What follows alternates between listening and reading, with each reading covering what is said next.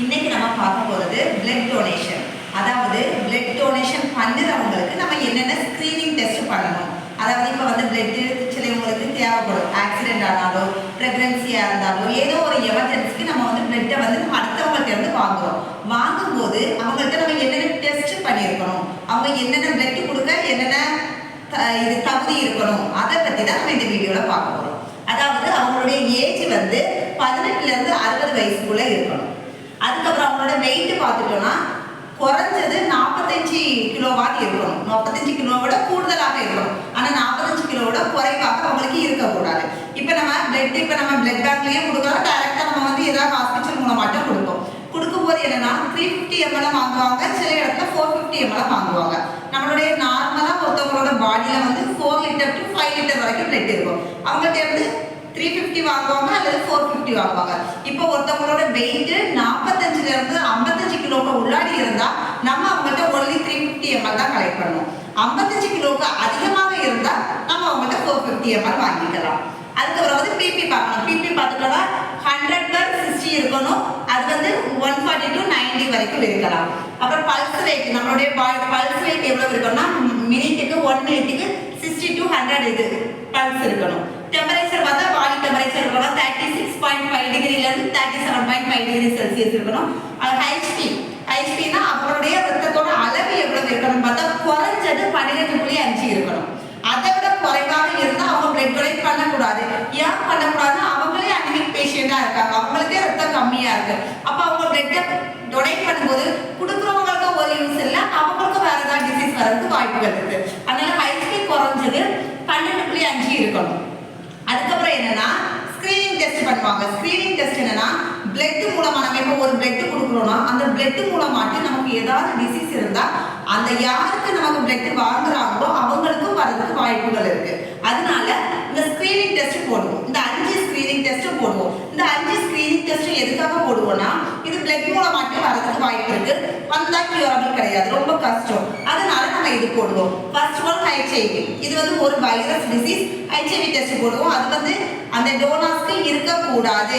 இருந்துச்சுன்னா அவங்க யாருக்கு பிளட் டொனேட் பண்றாங்களோ அவங்களுக்கு வந்துடும் லைஃப் த்ரெட்டனிங், உயிர் ஆகவே செய்யாது. அப்புறம் hepatitis B virus, hepatitis C virus. அதாவது இப்போ ஹெப்பாட்டிட்டிஸ் ஏ வைரஸ் ஆகட்டும், டி வைரஸ், இ வைரஸ் எல்லாம் என்னன்னா ஃபுட் மூலமாட்டு வர்றது, அதனால எந்த டேமேஜும் ஆகாது. ஆனால் hepatitis B and C virus நமக்கு எதில் தான் இருக்கும்னா பிளட்ல தான் இருக்கும். நம்மள்ட்ட அப்போ அது இருந்துச்சுன்னா நம்ம பிளட் யாருக்காவது டொனேட் பண்ண அவங்களுக்கு வரதுக்கு வாய்ப்புகள் இருக்கு. அதனால இதுவும் இருக்கக்கூடாது அவங்களுக்கு. அப்புறம் சிபிலஸ், இது ஒரு பாக்டீரியல் டிசீஸ். இதுவும் பிளட் மூலமாட்டு டிரான்ஸ்மிட் ஆகிற டிசீஸ் தான். இதையும் நம்ம VDRL டெஸ்ட் மூலமாட்டு பார்ப்போம். அப்புறம் மலேரியா, நமக்கு இங்கே கொசு கடியெல்லாம் இருக்கிறனால அந்த மலேரியா டிசீஸை கொசு கடிக்கிறனால பிளட்ல அந்த பிளாஸ்மோடியம் நமக்கு அந்த டிசீஸை காஸ் பண்ணுது. அப்போ நம்ம யாருக்கா பிளட் கொடுக்கும்போது அவங்களுக்கு அந்த டிசீஸ் வர வாய்ப்பு இருக்கு. இந்த 4 டெஸ்ட்டும் காமனா பார்ப்பாங்க. HIV, hepatitis B virus, C virus, syphilis எல்லா இடத்துலையுமே எல்லா கண்ட்ரிலையுமே பிளட் டொனேட் பண்ணும்போது காமனா பார்ப்பாங்க. மலேரியா மட்டும் எந்த ஏரியாவில் அந்த டிசீஸ் இருக்கோ அதுக்கேற்றப்ப நம்ம ஆப்ஷனலா பார்ப்பாங்க. இது கண்டிப்பாக பார்க்கணும். இந்த டிசீஸ் யாருக்காவது இருந்து அவங்க பிளட் டொனேட் பண்ணாங்கன்னா யாருக்கு பிளட் டொனேட் பண்றாங்களோ அவங்களுக்கு வரதுக்கு வாய்ப்புகள் இருக்கு. அதனாலதான் இந்த ஸ்கிரீனிங் டெஸ்ட் கண்டிப்பாக இப்போ ஒருத்தவங்க பிளட் டொனேட் பண்ண வராங்க, முதல்ல அவங்களுடைய சாம்பிள் கொஞ்சம் எடுக்கணும். எடுத்து இந்த டெஸ்ட் அப்புறமா பார்க்கணும். பார்த்து அவங்களுக்கு நெகட்டிவ் வரணும், அவங்களுடைய ஹெச்பி அளவு இவ்வளவுக்கு இருக்கணும், வெயிட் இருக்கணும், ஏஜ் எல்லாமே நீங்க செக் பண்ணிட்டு தான் அவங்கள்ட்ட இருந்து நம்ம பிளட்டை கலெக்ட் பண்ணணும். இப்போ ஆல்கஹால் கண்டென்ட் இப்போ அவங்க இப்போ நம்ம எல்லாம் சொல்றோம் 24 ஹவர்ஸ்க்கு முன்னாடி ஆல்கஹால் குடிச்சிருக்கணும். ஆல்கஹால் 24 ஹவர்ஸ்க்குள்ள குடிச்சிருந்தாங்கன்னா அவங்க பிளட் டொனேட் பண்ணக்கூடாது. ரீசன் என்னன்னா அவங்க குடிச்சிருக்கும் போது அவங்க பாடி டீஹைட்ரேட் ஆயிடும். டீஹைட்ரேட் ஆகிருக்கும் போது அவங்களுக்கும் கஷ்டம், அவங்களுக்கு அந்த தலைச்சுத்தல் அது நிறைய இதெல்லாம் இருக்கும். அவங்க யாருக்கு கொடுக்குறாங்களோ அந்த ஆல்கஹால் கண்டென்ட் அவங்களுக்கும் போயிடும். போகும்போது இப்போ ஒரு பேஷண்ட்டுக்கு கொடுக்குறாங்க, அவங்க சிவியர் கண்டிஷன்ல இருக்காங்கன்னா இந்த ஆல்கஹால் கண்டென்ட்டோட பிளட்டை கொடுக்கும்போது அவங்களுடைய பாடியில போகும்போது அவங்க பாடியில உள்ள லிவர் இந்த ஆல்கஹாலை ரிமூவ் பண்றதுக்கு வேலையே செய்திருக்குமே தவிர தனக்குள்ள அந்த இதுக்கு செயல்படாது. அதனால ஆல்கஹால் கண்டென்ட் உள்ளதை நம்ம கொடுக்க கூடாது. டோனர்ஸ்க்கும் கஷ்டம், வாங்குறவங்களுக்கு கஷ்டம். அப்புறம் ஸ்மோக்கிங் கொடுக்கும்போது என்னன்னா ஸ்மோக்கிங் 2 ஹவர்ஸ் மினிமம் அவங்க கொடுக்காம இருக்கணும். அதாவது பிளட் டொனேட் பண்றாங்கன்னா 2 ஹவர்ஸ்க்கு முன்னாடி அவங்க ஸ்மோக்கிங் பண்ணியிருக்க கூடாது. அதே மாதிரி 2 ஹவர்ஸ்க்கு அப்புறம் ஸ்மோக்கிங் பண்ணக்கூடாது. ஏன்னா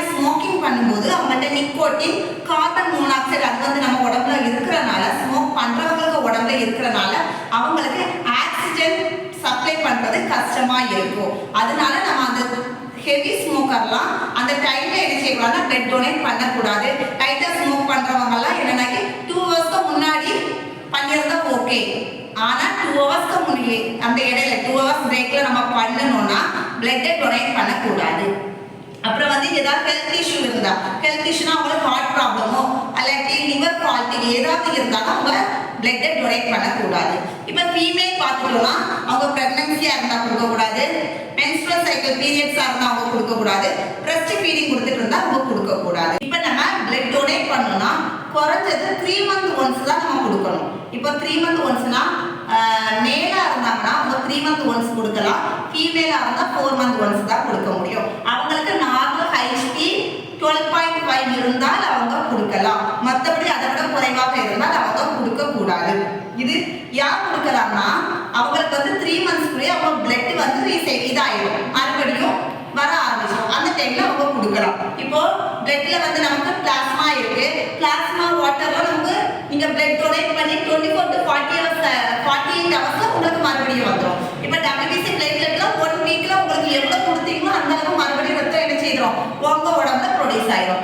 RBC வந்து 2 months ஆகும். அதனாலதான் நம்ம வந்து பிளட்டை கொடுக்கும்போது இந்த RBC அயன் அதெல்லாம் வந்து நம்ம உடம்புல ரெகுலர் ஆகிறதுக்கு 2 to 3 months ஆகும். அதனாலதான் 3 months பிரேக் வேணும். நம்ம ஒரு வாட்டி பிளட் டொனேட் பண்ணிட்டோம்னா 3 months கழிச்சு, மேலா இருந்தா 3 months கழிச்சு தான் கொடுக்கணும், ஃபீமேலா இருந்துச்சுன்னா 4 months கழிச்சு தான் கொடுக்கணும். இப்போ இதெல்லாம் நம்ம பிளட் டொனேட் பண்றதுனால நமக்கு என்னென்ன யூஸ்ன்னு பார்த்துட்டோம்னா அவங்களுடைய அயன் பாடியில் எப்படி உங்களுக்கு அயன் கண்டென்ட் ரொம்ப இருக்கும். அப்போ நம்ம பிளட் டொனேட் பண்ணும்போது அவங்களுடைய அயன் வந்து பேலன்ஸாக இருக்கும். அப்புறம் வந்து நமக்கு உருவாகும், புது செல்ஸ் உருவாகும், அது நம்ம உடம்புக்கு ரொம்பவே நல்லதாக இருக்கும். அப்புறம் பிளட் ஃப்ளோ வந்து இம்ப்ரூவ் ஆகும். அப்புறம் நமக்கு ஒரு திருப்தி, நமக்கு வந்து என்ன திருப்தினா ஒருத்தவங்களோட உயிரை காப்பாற்றுறதுக்கு நம்ம கொடுத்துருக்கோம் அப்படின்னு சொல்லிட்டு இதாகும். நம்மளுடைய ஹார்ட்டுக்கு ரொம்ப நல்லது. பிளட் டொனேட் பண்ணுறது நம்ம ஹார்ட்டை வந்து ரொம்பவே இம்ப்ரூவ் பண்ணும். இப்போ பிளட் டொனேட் பண்ணிட்டாலாம் சிலவங்களுக்கு பயம் இருக்கிறவங்க ரத்தம்லாம் போயிட்டோ இனி நமக்கு வராது, அப்படி கிடையாது.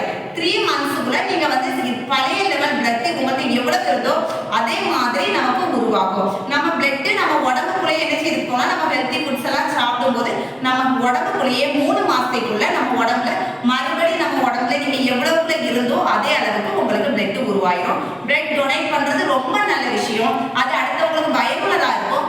ஆனா இந்த டெஸ்ட் அப்புறம் வந்து டிசீஸ், ஏதாவது டிசீஸ், ஜாண்டிஸ், அப்புறம் லிவர் ஃபால்ட், ஹார்ட் ஃபெயிலியர், அப்புறம் ஸ்மோக் பண்ணிட்டு ஆல்கஹால் பண்ணிட்டு அப்படியெல்லாம் கொடுக்கும்போது கொடுக்குற பேஷியன்ஸ்க்கு அது ஆபத்தா முடியும். சிலவங்க பிரெக்னன்சிக்காக நம்ம பிளட் கேட்பாங்க, சிலவங்க ஆக்சிடென்ட்ல கேட்பாங்க. அந்த டைம்லாம் கேட்கும்போது நம்ம வந்து இதை கொடுக்கும்போது இந்த டிசீஸ் உள்ளவங்க கொடுக்கும்போது அவங்களுக்கு தீமையை விளைவிக்கும். அதனால இதெல்லாம் ஃபாலோ பண்ணிட்டு நம்ம கொடுக்கும் பட்சத்தில் நம்ம லேப்லயும் சரி இந்த டெஸ்ட் எல்லாம் நம்ம ப்ராப்பரா பார்த்துக்கிட்டு அவங்ககிட்ட இருந்து நம்ம பிளட் வாங்கி நம்ம அவங்களுக்கு சப்ளை பண்ணணும். மற்றபடி பிளட் கொடுக்கறது ரொம்ப ரொம்ப நல்லது. நல்லதுன்னா நமக்கு புது செல்ஸ் நம்ம உருவாக்கும், நம்ம ஒரு உயிரையும் காப்பாற்றுறோம்.